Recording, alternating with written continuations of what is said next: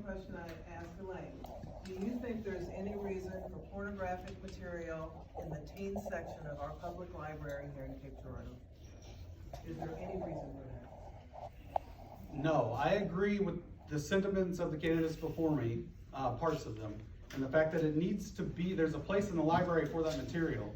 There's ways with which to make it accessible, but yet protecting those vulnerable populations.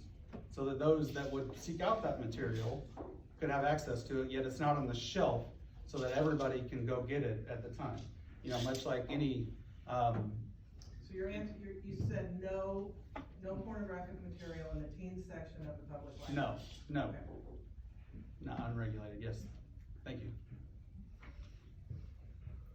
Laura? I'm gonna ask you the question that I asked Mr. Boss, and I wanna say I don't reach out to city council members very often, but when I do, I always appreciate that you respond. So I will say that. But, again, you know, my concern is crime in the community and the shot spotter system. How do you feel about that? Is that something you will be addressing? Well, it's something that we continually address. I think number one, and what I'm pushing for at the city council level in my position, is that we have to get up to full staffing. It's not acceptable. We have to do whatever it takes to get to full staffing. Yeah. Given that the shot spotter, I was skeptical at first when it was first approached as a potential solution. And I had a lot of questions for the manufacturer of that technology. And it's pretty remarkable technology. And will it solve the issue? No.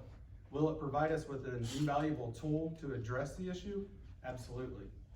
If anytime that we can decrease that response time is huge. Are we gonna catch them every time? No. But will they know that someone's coming? Yeah. You know, and so the other part of it that I also thought would be beneficial is that it can differentiate between backfires, fireworks, Right. things like that, that now, given the prevalence of social media, it's kind of a self-feeding cycle where someone hears something, there's gunshots at the corner of Hanover and wherever, and then everybody thinks, oh, there's gunshots, and it perpetuates this impression that we have a major crime issue, when really it could have been fireworks, it could have been backfires, etc. This differentiates so that now there isn't that proliferation of misinformation. It's really accurate, and we're able to quell that. Yes, I would like to see exit interviews with our police officers. Yes, yeah. There's a couple of us on council that are really pushing to try to get to the bottom of, and like I said, whatever we gotta do to get it up to full staff. Exactly. I think we were down to 25 last I heard that about, it was 2 weeks ago. Mhm. I said 20. Yeah. Well, 20 was the last He had raised it before, and then I was on my team.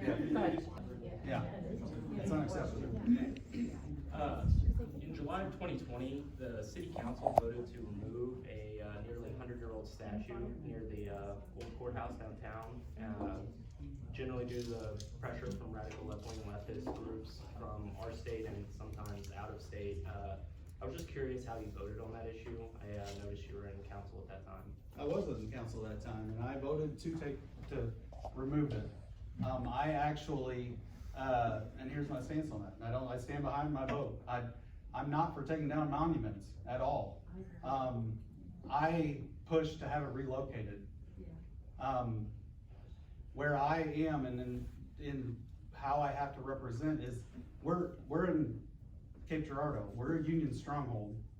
We had a Confederate monument. That's who we were in the war. We were we were a Union stronghold. They had a Confederate monument, was the first one that you saw when you first approached that lawn of monuments in front of the Common Police Courthouse. I'm a proud Republican, and through and through. And the approach that I said, I mean, it's kind of tongue in cheek, but I mean, let the Democrats take down their own second place trophies. So that's where I stand on that. Because of the fact that it represented those veterans, those American veterans that fought underneath the Confederate flag, because they're still American veterans, that part got to me about taking it down, removing it completely versus being able to relocate it. And so I pushed to be able to try to get it relocated somewhere that's less prominently located. And at that point, it was not, and then the Daughters of the Confederacy took it over, and so it wasn't an option for us anymore, because we didn't own it. Care provider, how do you feel about the certificate of need issue currently being debated in Jeff City? I'm not as well versed in the certificate of need issue. I am familiar with certificates of need, and there's, just like any regulation, which I didn't get, cause I stand for as little overly burdensome regulations and red tape that we can, get. I believe in small government, I believe in local control. So that we can control at our most local level what our needs are and be able to address it. And so the certificate of need, like any regulation, has a place, yet when a government should not be in the business of impeding innovation or advances or the needs of a local entity that has identified a need. So it's not necessarily, well, I may not even be addressing the issue because I'm not as familiar with the certificate of need debate that's going on, or the intricacies of it or the details. But I'd be glad to talk offline with you about it.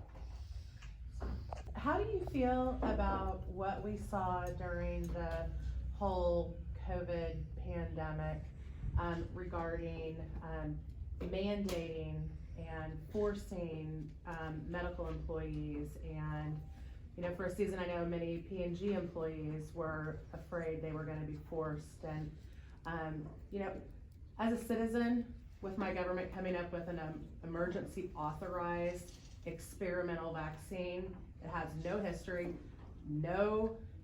we have no idea what happens 10 years from now.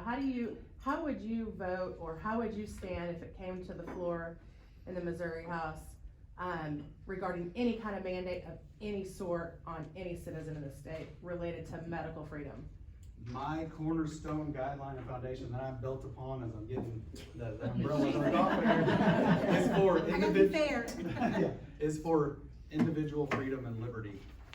And that is for individuals, that is for businesses, that is, we should be able to control what we feel is appropriate for us as an individual, as well as for our business as a business owner.